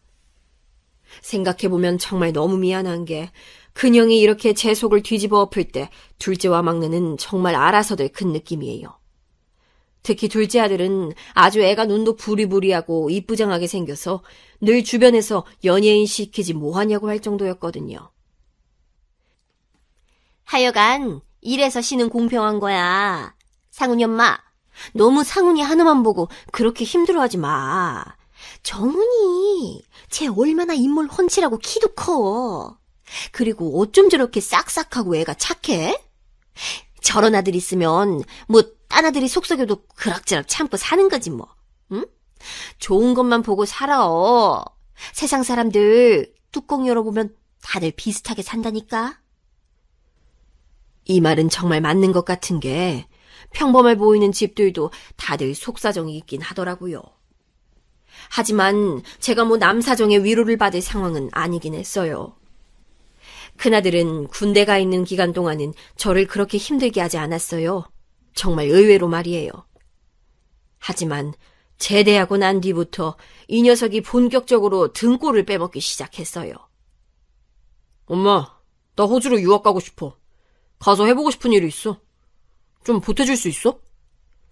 아무래도 싹수가 노란 게 이때부터 시작되었을 듯 싶은데 제 대처가 너무 늦었던 것 같아요. 처음으로 지가 알아서 아주 자체적으로 계획을 세워서 뭔가를 하겠다고 하니 희한했던 거예요. 반대하는 남편을 설득해서 저는 호주로 아들을 보내줬고 아들이 어떻게 지내고 있는지 저도 보러 갔었답니다. 근데 참 자식이라는 건 알다가도 모르겠더군요. 평소 편지 같은 게 날라왔을 때나 지 동생들에게 메일을 보낸 내용들을 보면 제법 성실하게 살고 있는 것 같았거든요. 하지만 어느 날 갑자기 차를 샀다는 둥, 학비가 모자란다는 둥 어쩌고 하면서 계속해서 돈을 요구하는데 방법이 없더라고요. 결국 전 이쯤에서 또 선을 긋게 되었어요. 그 이상은 보태줄 돈이 없어. 이 집에서 너만 자식이야? 정훈이, 명훈이는 아직도 학교 다니고 있어. 그쯤 하고 들어오던지 아니면 농장이라도 해서 알바를 하던지 알아서 해. 그 무렵부터 전 아들에게 아닌 건 아니다 하고 직구로 말을 던지게 되었답니다. 왜 그랬냐면 당시 제가 건강이 좀 안 좋았어요. 부인과에서 검진을 받아보니 상태가 좋지 않았는데 추적 관찰을 받아보자고 하던 차에 점점 결과가 안 좋아지더라고요. 남편은 평소 무뚝뚝한 사람이긴 했지만 이런 부분에선 꽤 저를 생각하는 사람이었어요. 그때 남편이 해준 말이 기억에 남더라고요. 이제 좀 당신을 생각하면서 살아. 상훈이 저러다가 굶어 죽어도 할 말 없지 뭐. 당신이 얼마나 그동안 제 공문이를 따라다녔어. 나이 30이 되도록 엄마가 품고 낳아주고 키워주고 뒤치다꺼리 했으면 된 거야. 그 다음은 저 녀석 몫으로 그만 공을 넘기라고. 이제 당신만 생각해. 당신이 아프고 어쩌고 그러면 결국 그것도 부모 노릇 잘못하는 거야. 안 아프고 건강해야 자식들한테 부담이 안 되는 거라고. 알았어? 그러면서 내내 병원도 같이 다녀주고 해외에 가고 없는 큰아들을 대신해서 둘째 아들이나 막내를 시켜서 저를 챙기게 했던 남편이었어요. 집안 분위기가 썩 좋지 않은 데다 저도 아프니까 예민했고 남편 말은 곱씹을수록 너무나 맞는 말이라 반박을 못하겠더라고요. 그러니 저도 이래저래 말을 거르지 않게 하게 되었어요. 그러니 웬일로 옛날 아이적 모습이 나오면서 소심해지는 듯했던 아들이 말이에요. 한국에 들어오고 대학을 졸업하고 어찌어찌 아는 연줄을 통해서 조그만 회사도 들어갔어요. 그런데 왜 자꾸 뭔가 좀 안정이 되고 정돈이 되는 것 같으면 자꾸 사람을 이렇게 찔러대는 건지 이번에 큰아들이 갑자기 갖고 나타난 카드는 결혼이었어요. 결혼? 아니 그래. 네 나이가 결혼해도 이상한 나이가 아니긴 한데 누군데? 상대는 누구야? 글쎄 저는 그 내용을 듣고 거의 기절초풍을 했지 뭐예요. 무려 8살이나 연상인 회사 직원이라는 거예요. 제가 말리고 뭐라고 해도 아들은 듣지 않았고 남편은 이런 모습을 보며 혀를 쯧쯧 찼어요. 늘 그렇게 제가 아들을 돌보는 모양새를 마음에 안 들어했던 남편이 이때 역시 저랑 반대로 의견을 내더군요. 그냥 하라고 해. 뭘 걱정해? 지도 대책이 있겠지. 8살 어린 애기 같은 애를 데리고 와가지고 결혼하겠다고 하는 것보단 낫잖아. 쟤는 차라리 그게 나아. 쟤는 지 엄마처럼 지를 챙겨주는 여자를 만나야 돼. 저 정도면 지가 알아서 잘 찾아갔구만. 태어나서 아주 처음으로 잘한 일이지 뭐야. 아이 더 참견하지 말고 그냥 하라고 해. 남편은 이렇게 쭉쭉 밀어붙이더니 못마땅하는 저를 두고 어느새 상견례도 그냥 넘어가게 되고 그렇게 빠르게 결혼을 하게 되었지 뭐예요. 얼떨결에 며느리를 보게 된 저는 마음을 열기가 쉽지 않았어요. 그런데 좀 겪어보고 나니 진짜 이때 남편 말이 하나도 틀릴 게 없었던 거예요. 아들이 자기 부인을 얻은 것은 제가 이 녀석을 낳은 이래 인생 최대 잘한 일이었어요. 큰 며느리는 결혼하던 날로부터 지금까지 단 한 번도 지 남편을 갖다가 어리다고 함부로 부른 적이 없어요. 8살이나 어린 꼬마 신랑 같은 이 녀석이 뭐가 이뻐서 결혼을 했는지 몰라도 하여간 참 싹싹했어요. 처음엔 저도 제 딴엔 시어머니랍시고 어디 나이 많은 여자가 우리 아들 휘어잡고 살려고 저러나 했어요. 하지만 제가 오해를 했더라고요. 어머니, 상훈씨 오늘도 출근 잘했어요. 어머니 말씀하신 대로 돼지고기 전지로 불고기 해주고 고추장찌개 끓여주니까 정말 너무 맛있게 잘 먹더라고요. 아 참, 어머니 이거 같이 드실래요? 저희 친정에서 아빠가 보내주신 사과인데 진짜 달고 맛있어요. 며느리는 이런 애였어요. 아들들 틈에 살아서 군인인 남편과 살며 이미 여성성이란 건 거의 다 잃다시피 한 저에게 아주 싹싹하고 달큰하게 다가오는 애였답니다. 이상하게도 저는 얘랑 있으면 아주 묘하게 마음이 편하더군요. 그렇게 2년하고도 3년 정도 지났을까요? 이때가 참 우리 집에서 별일 없이 흘러가던 평화로운 시기였어요. 큰아들이 장가를 갈 거란 생각도 못했는데 갔고 가서는 막상 제 예상과 달리 너무 잘 지냈다는 거예요. 뒤이어 갑자기 막내도 장가를 가고 얼마 안 되어 제일 마지막으로 둘째 아들까지 장가를 보내고 나니 기분이 참 이상하더라고요. 그러던 차에 이제 좀 살만하고 남편과 여행도 다니고 그러고 싶었는데 말이에요. 아직 우리 자식들 사이에서 손주도 없지만 이제 곧 좀 보겠지 하던 때에 남편은 좀 더 제 옆에 있었으면 얼마나 좋았을까요? 늘 건강을 자랑하며 살던 남편이었지만 왜 암이란 녀석은 그렇게 준비할 틈도 없이 갑자기 나타나는 건지 모르겠어요. 우리 모두 분주하게 뛰면서 대처를 해보았고 늘 무뚝뚝하게 굴던 큰아들마저 제법 당황한 기색이 역력했어요. 감정 표현을 그나마 좀 하는 둘째 아들과 막내는 울기도 하고 며느리들도 함께 와서 도와줬어요. 간만에 가족들이 뭉친 듯 했지만 남편은 그렇게 우리를 하나로 모아놓은 듯 하더니 아주 발빠르게 뭐가 그렇게 급했는지 새벽녘에 우리 곁을 떠나게 되었답니다. 가족 중 그 누구에게도 그 마지막 순간을 보여주지 않고 말이에요. 참 야속하기도 하지. 임종하는 순간에도 그렇게 각을 잡고 흐트러진 모습을 보이기 싫었던 걸까요? 남편은 젊다면 젊은 나이인 60대에 그렇게 우리 곁을 떠나게 되었고 저는 졸지에 혼자가 되었어요. 이런 저를 두고 의견이 분분하긴 했지만 전 체력이 좀 약할 뿐 크게 지금의 환경을 바꾸고 싶진 않았답니다. 됐어. 내 생각들 할 것 없어. 그냥 그런가 보다 하고 말아. 아들 셋 다 멀리 살지 않고 같은 하늘 아래 사는데 뭐 어때? 힘든 일 있으면 내가 알아서 연락할 테니까 괜히 모신 애만해. 니들끼리 일만 들지 마. 이 말은 정말 제게 있어서 꽤나 큰 진심이었어요. 남편의 빈자리를 보는 게 우울하기도 했지만 그거와 별개의 감정을 느끼게 되었거든요. 정말 근 몇십 년 만에 이 집에 저 혼자 있어 보게 된 거예요. 어쩌다가 내가 아들 셋을 낳고 이렇게 복작복작하게 살면서 제대로 마음을 두고 쉬어보지도 못했나 싶었어요.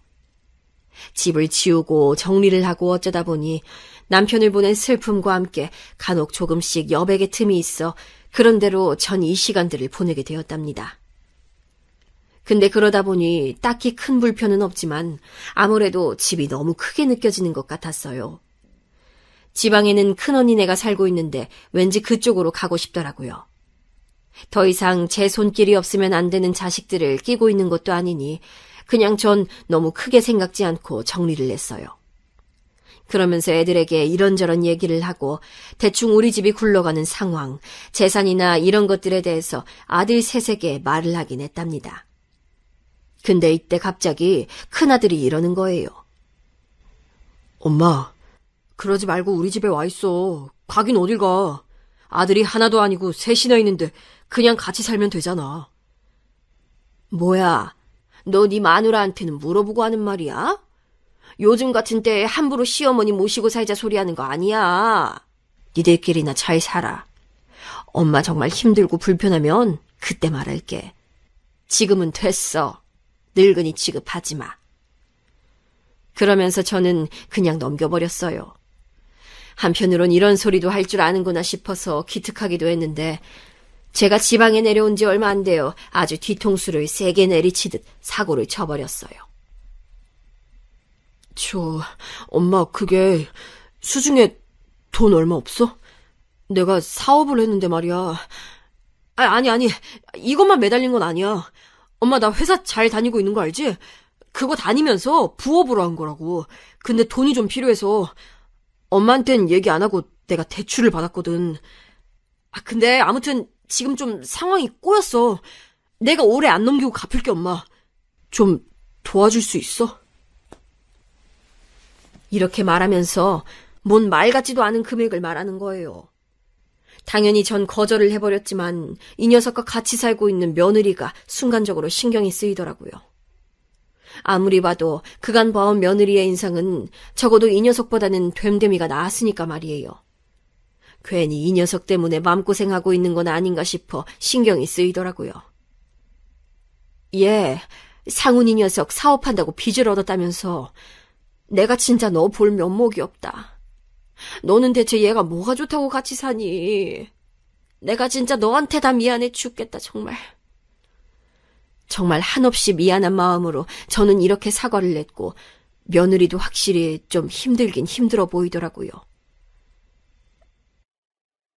에고, 어머니, 아닌 게 아니라 지금 좀 힘들긴 해요. 이 사람 집에 자주 안 들어오고 보통 속을 썩이는 게 아니에요. 연락이 아예 안 되고 있어요.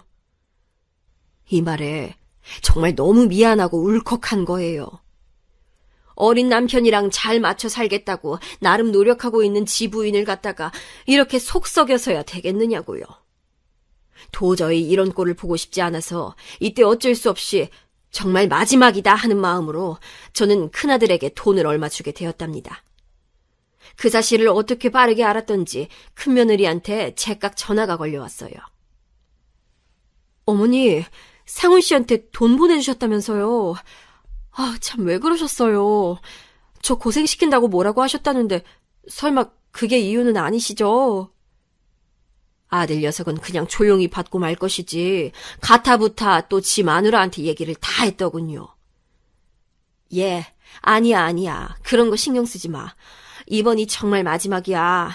난 이제 줄 돈도 없어. 이제 니들끼리 알아서들 잘 살아. 난 모른다, 응? 며느리 말이 틀린 게 아닌 것이 저는 진짜 볼 면목이 없더라고요. 솔직히 며느리는 우리 남편이 아플 때의 기간이 길지 않긴 했지만 그때 정말 지극정성으로 잘했어요. 매일같이 와서 반찬 챙기고 이때 자기도 난임으로 고생하고 있었으면서 버스를 타고 오갔다니까요. 큰아들이 우리한테 팅팅거리고 말도 안 듣고 그래도 그때마다 바로 옆에서 제법 나이 많은 누나답게 야단치고 했던 애예요. 솔직한 마음으로 며느리가 우리 아들한테 질려서 이혼하면 어쩌나 겁이 나기도 하더라고요. 물론 이게 전부였던 건 아니고 일단은 아들이 하도 애원을 하니 정말 마지막이다 하고서 그렇게 해준 거예요. 더 이상 해줄 생각이야 없었고요. 그런데 이렇게 지내고 있던 나날 중 저는 큰언니 집 옆 작은 아파트에 살고 있었거든요. 그 집에는 위층에도 아래층에도 거의 다 제 또래 사람들이 살긴 했어요. 나름 재개발을 한 곳이라지만 그래도 엄연히 지방이니 젊은 사람들은 안 살잖아요. 근데 그러던 어느 날 너무 황망하고 비통한 소식을 듣게 됐어요. 뉴스에서 많이 봤던 내용이지만 새삼 이런 일이 생길 게 뭔지 너무 속상하고 가슴 아프더라고요. 뭐라고? 4층, 그러니까 그 4층 할머니? 나보다 10살인가 많아 보이던 그 할머니 말이야? 어쩐지 안 보인다 했더니 세상에 무슨 일이래 이게 언니. 참 끔찍해라. 어떻게 살아 정말. 다른 게 아니고 글쎄 찾아오는 가족이 없어서 생긴 비통한 일이라고 해야 될까요? 언니 말로는 가끔 딸이랍시고 누가 오는 것 같긴 했다고 하더군요. 근데 아무튼 이 할머니가 밤새 심장마비인지 뭔지로 하늘나라에 가셨다고 하더군요. 그런데 도통 며칠이 지나도록 들여다보는 이가 없으니 그냥 고독사와 다름없는 결과가 나타나게 된 거예요. 저는 남편이 먼저 가고 난 다음에도 크게 걱정을 하지 않던 사람인데 이 얘기를 들으니까 감정이 마구 치닫는 느낌이더군요. 괜히 우울해지기도 하고 이상한 마음이 들기도 하고 말이에요. 이런 얘기를 다른 애들한테는 잘 못 꺼내놓고 큰며느리에게만 말을 했어요. 저도 참 이렇게 말을 한 자체가 애들한테는 같이 살자고 조르는 꼴인데 말이에요. 둘째네는 애기들 키우느라 정신이 없고 막내네는 둘이 공부한다고 나가 있었을 당시라 딱히 말을 꺼낼 수가 없었어요. 근데 이 말을 큰며느리가 전달을 했던 건지 큰아들한테 전화가 왔더라고요. 엄마, 그러게 내가 같이 살자고 했을 때 왜 말을 안 들었어. 모신다고 했잖아. 그러지 말고 다 정리하고 서울로 올라와. 그 집도 그냥 팔아버려. 또 다시 돌아가고 그럴 생각하지 말고. 당시 아들 말을 들으니 저도 이 집은 남겨두고 새를 줄까 하다가 고민이 되더라고요. 아무래도 있으면 언젠가는 다시 돌아오고 싶은 생각이 들려나 하면서 도통 앞길이 예측이 잘 안 됐어요. 아무래도 한 건물에 살고 있는 사람에게, 그것도 얼굴을 마주쳤던 분에게 그런 일이 생겼다니 보통 마음이 뒤숭숭한 게 아니었거든요. 아무튼 일은 어찌어찌 진행이 되어 큰아들네 가게 되었고 둘째랑 막내한테도 그리 알렸어요. 애들은 어떻게 일이 그렇게 되었나 놀라워하면서도 협의가 되었으니 잘 됐다는 반응이더군요. 형이 엄마 오시라고 했어? 웬일이래? 형치고 대단하네. 난 엄마 우리 형 언제 철드나 했거든. 솔직히 말이야, 형 돈 별로 없는 것 같아. 내가 볼 때는 형수도 너무 안 됐고, 언제까지 저렇게 우리 형 뒤치다꺼리나 하셔야 하는지 너무 죄송하다니까. 형수님 치킨집에서도 알바하시고 배송 알바도 하고 엄청 바쁘시대. 이런 말은 우리끼리 하는 거지만 형이 제대로 돈을 안 갖다 주니까 형수님이 저렇게 꾸역꾸역 고생하시나 봐. 이런 얘기까지는 당사자들이 하지 않으면 들을 수 없는 얘기인데 듣고 나니 또다시 잠을 설치게 되더군요. 그래도 내가 이번에 가서 아들네 살게 되면 이래저래 살림을 합친다고 생각해서 얼마 줘야겠다 싶었어요. 며느리도 고생하고 있고 큰아들도 여지껏 살아온 일에 가장 큰 결심을 했으니 나름 그걸 칭찬해주는 의미에서 말이에요. 그래서 이 내용을 말했더니 큰아들도 꽤 놀라더라고요. 아니 엄마, 근데 진짜 괜찮은 거야?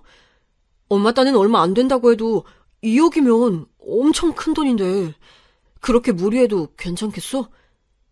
사실 내가 엄마한테 말은 안 했는데 지금 상황이 안 좋아서 나도 밤에 대리 뛰고 바쁘기는 하거든. 지금 와이프랑도 썩 사이가 좋지 않아. 그래도 그 와중에 엄마가 너무 힘들어하는 것 같길래 모시기로 한 거야. 아휴, 이런 상황 안에 있었다는데 제가 괜시리 부담이 된 건 아닌지 신경이 쓰이기도 하고 이래저래 고민하면서 움직이게 되었답니다. 당장 아들네가 살고 있는 빌라에 제 돈까지 얹어서 대출을 좀 더 받으면 그래도 세 식구가 아주 조금은 더 넓혀서 있을 것 같은 생각이 들더라고요. 사실 큰아들한테는 우리가 얘 장가 보내면서 크게 신경을 못 써줬어요. 워낙에 제 속을 썩이기도 했고 갑작스레 했기 때문에 제대로 알아봐줄 틈도 없이 급히 집만 구해다 주었거든요. 둘째랑 막내 할 때는 그나마 큰아들 장가 보내봤던 감을 갖고 적어도 얘보다는 형편이 나은 집으로 구해줬었어요. 그런데 셋 중에 제일 형편이 안 나아지고 어릴 때나 지금이나 여전히 고생스레 살고 있는 걸 보니까 제가 마음이 편치 않은 거예요. 게다가 살림도 합치게 되었으니 무리해서 거의 전 재산이나 다름없는 많다면 많고 적다면 적은 2억을 아들에게 해주게 되었어요. 그리고 이제 제가 올라가려고 하던 날에 아들이 서울역에서 보자고 데리러 온다고 하더라고요. 며느리랑도 전날 연락을 했고 전날 저는 큰언니네서 자면서 이런저런 어릴 때 얘기도 나누고 참 많은 말들을 했어요. 상황이 좋을 때 가는 건 아니지만 그래도 자식 곁에 가서 사는 게 얼마나 좋냐면서 큰언니는 온갖 축복을 빌어주었답니다. 그런데 말이에요. 이날 있잖아요. 저는 정말 제 생에 2번 다시 잊지 못할 아주 경악할 만한 경험을 하게 됐어요. 이날의 잔상이 아직도 제 안에 너무 깊게 파이고 남아있어서 아직도 상처가 낫지 않았고요. 이 긴 얘기를 하게 된 건 결국 전부 이날의 일 때문이랍니다. 이날 무슨 일이 있었냐면 제 큰아들이 말이에요. 그 녀석 정말 차마 제 자식이라고 이쯤 와서 부르기도 이제 참 징글징글한 녀석이에요. 그날 낮 1시에 만나기로 했던 서울역에 있죠? 정말 코빼기도 비추지 않고 나타나지 않았어요. 제가 한참을 서성이며 기다리고 전화를 그렇게나 걸어댔는데 연결도 안 됐고 기다린 지 30분쯤 지나서부터는 전화기가 아예 꺼져버리더군요. 이쯤 되니 복잡한 마음에 큰며느리에게 전화를 걸었는데 글쎄 얘도 놀라는 거예요. 그게 무슨 말씀이세요, 어머니? 와, 세상에 이 사람 거기 안 갔어요? 저한테 간다고 말하고 갔는데. 아니, 근데, 근데 어머니. 참 이렇게 어머니 아들에 대해 말씀드리기도 뭐하지만요. 저는 뭐랄까. 예상이 안 된 일은 아니었는데 말이에요, 어머니. 며느리는 거의 다 내려놓고 포기한 사람인 양 아주 허탈하게 말을 하더군요. 사실상 가족이고 부모인 저보다 남인 며느리 입장에선 우리 아들이 더 객관적으로 파악이 됐나 봐요. 돈으로 여러모로 고생을 하고 끌려다니는 듯 하더니 정신없이 빚만 자꾸 늘려가더라는 겁니다. 자기가 볼 땐 부족한 자존감을 그렇게 채우고 싶었던 것 같다나요. 대강 이런 얘기는 이날 저녁이 되어서 나타난 며느리와 함께 택시로 가는 중에 들은 얘기였어요.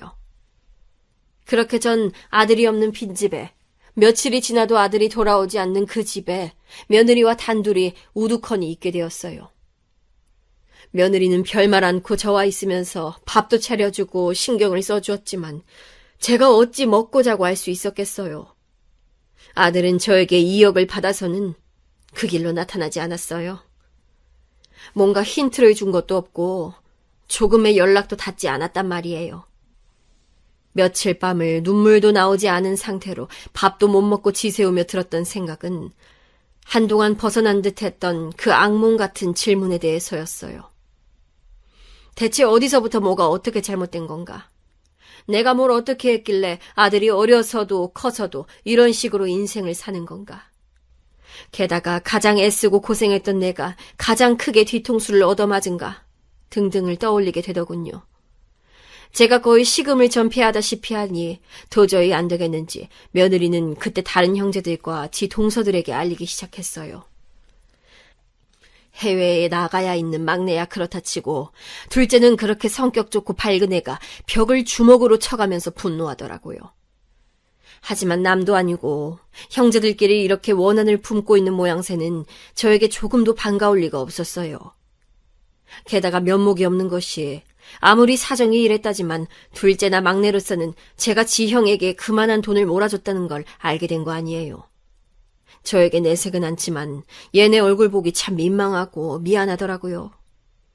큰 며느리가 저한테 둘째도 만나보고 어쩌라고 하는데도 전 볼 낯이 없었어요. 그냥 가라고 해. 나 이렇게 방에 누워있을게. 아유, 미안하다. 내가 이렇게 침이 되는구나. 이런 저를 두고 며느리는 방 앞에 음식도 두고 간식도 놔두고 제가 먹는지만 계속 확인을 하더군요. 저는 거의 제정신으로 일어서질 못했어요. 시간이 얼마나 흘렀는지도 잘 모르겠고 그냥 딱 이대로 죽었으면 싶더라고요. 그나마 나은 게 있다면 홀몸으로 생을 마감하는 건 아니라서 다행이라고 봐야 할까요? 하지만 그건 또 그것대로 큰 며느리한테 피해가 되고 저렇게 나가버린 남편을 두고 시어머니를 모시고 있어야 하는 상황이 너무 미안하더라고요. 정말 전 이러지도 저러지도 못하고 있는데 어느 날 불쑥 큰 며느리가 노크를 하더니 평소 같지 않게 문을 그냥 벌컥 여는 거예요. 저 어머니, 저도 많이 생각해봤는데 드릴 말씀이 있어요. 저랑 말씀 좀 하실 수 있을까요? 얘가 왜 이러나 싶긴 했지만 저도 언제까지나 이럴 수도 없고 그냥 들어는 보자는 생각으로 그러자 했어요. 근데 며느리는 생각지도 못한 얘기를 하는 거예요. 다른 며느리들이랑도 상의를 좀 해봤다나요. 솔직히 저희 남편 얘기를 동서들한테 굳이 하기는 좀 그랬는데 저도 달리 방법이 없었거든요, 어머니. 이 부분은 죄송하게 생각해요. 그런데 어머니, 아무튼 저도 마찬가지고 서방님들도 동서들도 생각은 같아요. 어머니 일생 힘들게 사시면서 갖고 계시던 돈인데 이렇게 넘기기는 너무 억울하잖아요. 그래서 많이 고민해봤어요. 말이야 맞는 말이지만 이건 정말 어디까지나 제 흠이잖아요. 옴짝달싹 못하고 식은땀만 흘리며 수치스러워하는 저에게 참 민망스럽게도 큰 며느리는 이런 제안을 하더군요. 제가 일단 연락을 해볼게요. 그게 간간히 받기는 하더라고요. 아예 안 받고 그런 건 아니었어요.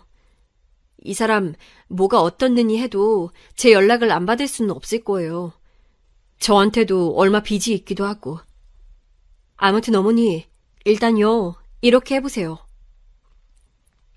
큰 며느리랑은 연락이 되었다는 것도 어이가 없고 희한할 판국에 빚까지 있다니 진짜 이 노릇을 어째야 하는지 살 소망이 없더라고요. 일단 넋이 나가 있는 상태로 며느리 얘기를 들었는데 나름 둘째네나 막내 며느리가 이러저러하게 팁을 주기는 했었다고 하더군요. 듣고 보니 저도 아주 솔깃하지 않은 얘기는 아니어서 얘네는 어쩌다가 이런 생각을 한 건지 신기하다 싶었어요. 저랑은 연락이 안 되는 건 아니니 제가 좀 구슬려 볼게요. 근데 대신 어머니가 조금 마음을 강하게 먹으셔야 해요. 저랑 동서들이 생각을 해보긴 했지만 어머니 본인께서 주관이 잡혀있지 않으시면 아마도 그 돈 찾기 힘드실 거예요. 저도 나름 각오를 하고 말씀드리는 거고요. 이렇게 말을 들으니까 저도 모르게 침이 꿀꺽 넘어가더라고요. 아니 뭐 안 될 게 뭐가 있겠어요. 지금 나는 거의 산송장이나 마찬가지인 상태로 이러고 있는데 말이에요. 제가 알겠다고 하니 며느리는 즉각 자기 계획을 말하더라고요. 지금 이 사람 거기 물린 돈이 한두 푼이 아니에요. 그거 어머니가 돈 주신다고 해결될 것도 아니고요. 그렇다고 그거 안 찾으실 것도 아니죠? 그러면 방법은 하나밖에 없어요. 어머니 그 돈 찾아오셔야 해요. 그러면서 꺼낸 말은 다시 생각해도 좀 놀라운 방법이었어요. 하지만 제가 이런 생각을 어쩌다 했다고 한들 저로서는 아들에게 통하지 않을 방법이더군요. 반드시 며느리가 있긴 해야 했어요. 제가 남편에게 뭐라 메시지를 남겨둘게요. 이런 말 좀 죄송하지만 아무튼요. 어머니께 재산이 좀 더 있었다고 말이에요. 그 2배로 아니 한 3배로 있으셨다고 대강 이렇게 말을 할게요. 제가 볼 때 그 사람 그 말 듣고 놀랄 거예요. 자기가 뭐 확인을 해보겠어요. 어쩌겠어요. 이쯤 되니 무슨 말을 하려고 하는지 알 듯 말 듯 하더군요. 며느리는 제 눈치를 보더니 다시 말을 이었고 결론부터 말하자면 이 방법은 제가 다시 돈을 대략적으로 거의 80%는 되찾는 데 성공하게 해주었답니다. 며느리가 말한 방법은 아들에게 돈이 좀 더 있는 척을 한 다음 줄 것처럼 굴라는 거예요. 그러면 저 사람도 솔깃할 거 아니에요. 그럼 제가 말을 하는 거죠. 어머니는 더 주실 생각이었는데 고작 2억 갖고 와서 사라져버린 당신 보고 너무 놀라서 화가 나셨다. 그러지 말고 그 돈 다시 갖고 와서 어머니에게 돌려드리고 허심탄회하게 사업에 보탤 돈 제대로 보태달라고 빌어봐라. 이렇게 말이에요. 이렇게까지 해야 되나 싶고 저도 어이가 없긴 한데 아무리 봐도 이건 아닌 것 같아요, 어머니. 정말 저 사람 저렇게 두면 안 돼요, 어머니. 한번 된통 당해보고 지도 저 빚쟁이들한테 시달리고 힘들어봐야 악쓰고 나올 거예요. 이 방법은 몇 번을 제가 머리 굴려 생각해봐도 그럴듯했어요. 그리고 실제로 받아들여질 수도 있겠다는 감도 들었고요. 이때 끝 말미에 큰 며느리는 이것도 알아두시라면서 심호흡을 하고 말을 하더군요. 어머니, 죄송하지만 저도 여기까지가 최선인 것 같아요. 보다 정말 아닌 것 같고 그리고 어머니가 저에겐 없는 친정엄마처럼 잘해주고 챙겨주셔서 그런데 이렇게 고생하시는 걸 보니 너무 마음이 안 좋아서 이렇게까지 움직이게 됐어요. 그런데 어머니, 이해해 주세요. 죄송해요. 저는 이후에 이제 이 사람과는 다른 길을 가려고 해요. 마음에 안 드셔도 조금만 이해해 주세요. 큰 며느리는 그렇게 말을 하면서 제 눈을 제대로 보지 못하더라고요. 떠듬떠듬 머쓱하게 건네는 그 말을 들으며 제가 뭔 말을 더 할 수 있겠어요. 그냥 알았다고, 그동안 너무 고생했고 미안하다고 어깨만 살짝 잡아줄 수밖에 없었어요. 이후로 벌어진 일들은 정말 며느리가 말했던 상황 그대로 마치 무슨 지도를 보고 걸어가듯 그대로 이어지더군요.